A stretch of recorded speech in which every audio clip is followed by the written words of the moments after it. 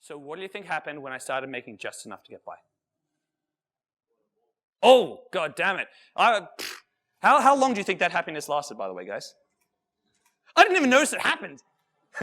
Right? And suddenly in my head, I'm like, oh man, yeah, but imagine all the people I could influence if I was like running in the whole of Australia. And imagine if we could like, get this going. Imagine if we get this podcast going. Imagine if, and I started going, man, I should actually start using my life coaching more. Now that I'm well known as a dating coach, I'll start getting life, but man, right? My wants multiplied exponentially. Okay, I was less happy having achieved that goal than I was before I achieved it, even though it was something that I very much wanted. It didn't actually bring the happiness that, in theory, it should have. Okay, so this is what Hedonia Graph actually looks like. If you take someone who typically lives their lives pursuing any type of hedonistic result, okay, something that's short-lived, what essentially do you get, guys? You get this. You get day one, you start low, you go, I want to make myself happy. Bam!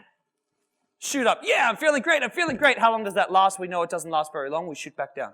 The next day we say, oh, no, I'm going to do something to make myself happy again. Happy again. Bam, we shoot up. You get this typical up and down. I know a lot of you guys recognize this. Okay, you recognize this, and it might not be day to day. It might be 1 week to the other week. It might be hour to hour, but it's up and down. It's up and down. Okay, it's manic depressive, but it's not clinical manic depressive, so none of you are taking medication for it. But that's the thing. This is what's going on. Sure, you live some of your life up here, but where is so much of your life spent? Below the curve, not being satisfied, not being happy with the way your life's going. So what does it look like? Who can we look to for a role model for hedonistic living? For living your life, trying to keep that happiness bucket as full as possible. Okay? Well, me personally, I like to choose this man here. Who would like to have some of what he's got? His money, his fame, right? His boyish good looks, right? His charm. He's got a lot of talent, this guy, right? And let's face it, he's been filling that happiness bucket for quite a while. With women, with drugs, with success, with money. It's coming in, and we all know that he's winning. He's winning, right? But he's not, and we all know it. This is not a happy person. This is not a guy, for everything he's got, I guarantee you there's probably people in this, there's definitely people here who are happier than him. Who actually get more out of life than this guy. Okay? We all know that. We all know that this common thing that, happiness, money doesn't buy happiness, success doesn't buy happiness, having 50 women on hand doesn't buy happiness, right? And then some smart ass always goes, yeah, but if I was rich and I was sad, I'd just buy something to cheer myself up. That's what he does. Doesn't work so well, right? I've got a very big, who here is a fan at all of Buddhist philosophy? We've got to have a few here in the audience. I'm a huge fan. Religion's a fascinating thing for me. I'm not religious, but I've actually done a lot of reading about comparative religion and how religions form and the psychology and anthropology behind how religions develop over time. And one very interesting thing is if you read the Bible, the Christian Bible, and you read that as an interpretation, not as heaven being this place where this person, God, resides, and you just read it as heaven being a state of enlightenment, nirvana. Okay, there's actually a lot of really interesting parallels between the Bible and Buddhist teaching, but that's a story for another day. If you read it that way, and then you look at statements like, it's easier for a camel to pass through the eye of a needle than a rich man to get in heaven. This is the thing. And if you've traveled very often, will notice that people in poor countries seem happier than people in wealthy countries. They have less. They have terrible, often irrigation problems, terrible police, corruption everywhere, right? Life is tough. Life expectancy is down, and yet what? They're happier. Okay? It's not about the stuff we have. And I find it fascinating that we've known this for thousands of years and still hasn't sunk into Western psychology, Western way of thinking, okay, that there's something going wrong here. Okay? So let's have a look at the other style. What have we got? We've got something called eudaimonia, and it manifests itself in the human brain in a completely different way. So, eudaimonia, guys, eudaimonia is essentially a state of doing, a state of pursuit. Okay, instead of looking for a specific end outcome, eudaimonia is a state of pursuit of something you love. The state of pursuit of something you love. It's not about attaining. It's not about an end outcome. It's just a matter of being in the process of going for what you want in life. James touched on that briefly, right? You've got to be a man that goes for what you like, but that's where the pleasure's got to come from.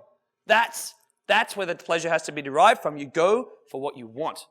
And the more you do that in life, the more you start being someone who becomes, hey, this is what I want, this is the direction I'm heading, the more you start to light up this eudaimonic happiness, okay? Most people would explain it, hey, we've all had it before, right? You know when you start going to the gym 2 weeks in a row, how is your feeling about life in general? Up or down? Right? And it stays up, right? It stays up for a period of time. Not indefinitely, but it stays up, right? It stays up if you're at uni and you've actually been doing all your assignments on time. Where does it go? It stays up, right? It doesn't just go, yeah, I did my assignment, woo! Crap, now I'm gonna focus on doing 50 other assignments. It tends not to be. We actually feel good about ourselves. Even if we look and go, crap, I got 50 others to go, we feel good. We feel, hey, I've accomplished one. Yeah, I'm on the way. Okay, I'm in the process. So you're right. Eudaimonic pleasures include things like hobbies, things that we enjoy, things that we love. Right? Surfing, rock climbing, if you mean. I like some of this physical stuff, but it's going to be different for different people. Fitness, getting healthy, being in the process. If you go, I'm going to be healthy, I'm going to be fit. Right? There isn't meant to be an endpoint goal. There really isn't. You are getting into shape. You are going to gym, right? I go to gym 5-6 days a week. You're doing this. Why? Not because I'm going to a competition, not because I'm playing a sport, because I want to be in shape. I'm in the process of being healthy. Okay, it's just an ongoing pursuit. And that makes me happy. It makes me feel good because I'm going in a direction of, I'm in the process of achieving what I do. I love what I do. Okay, but I'll tell you something really, really dangerous for anyone. Anyone, you talk to any of the coaches here, it's the same deal. The second you focus instead on money and end outcomes, and this is business, this isn't just like teaching dating coaching or life coaching. The second you start focusing on money or the second you start focusing on end outcomes, it all falls to shit. It really does. It's really dangerous. It's very hard. You've got to run a business. You have to turn a profit to make sure you pay the people who work for you, etc., etc. But it's very dangerous. You become focused on money, my coaching goes down, my happiness goes down. My life contentment goes down. Everything goes downhill. I have to be focused on a state of attainment, an ongoing state that this is the direction I want to go. I'm moving in this direction consistently. That's how I fill my happiness bucket, not with this hedonistic, oh, this makes me happy, so I'll throw it in the bucket. Oh, this makes me happy. No, this is what I love, so I'm going to pursue it. And being in pursuit of what I love, that fills my bucket. That makes me happy. It gives me confidence in who I am. It gives me clarity on who I am. And this is what you're going to look like. You're not going to stop having good and bad days. In fact, we're all aware of women's emotional cycles. A lot of you probably don't know men have cycles too. Our bodies actually go through hormonal cycles. They're just not as pronounced as a woman's, and they're not timed around while bleeding from any part of our body. But we have them. We have them. So expect to have an up and down day. It doesn't matter who you are. You're going to have these ups and downs. But where do you spend most of your time? Above the curve. And where does it trend? It trends in an upwards direction. Why? Because the more you start pursuing this, the more content with life you become.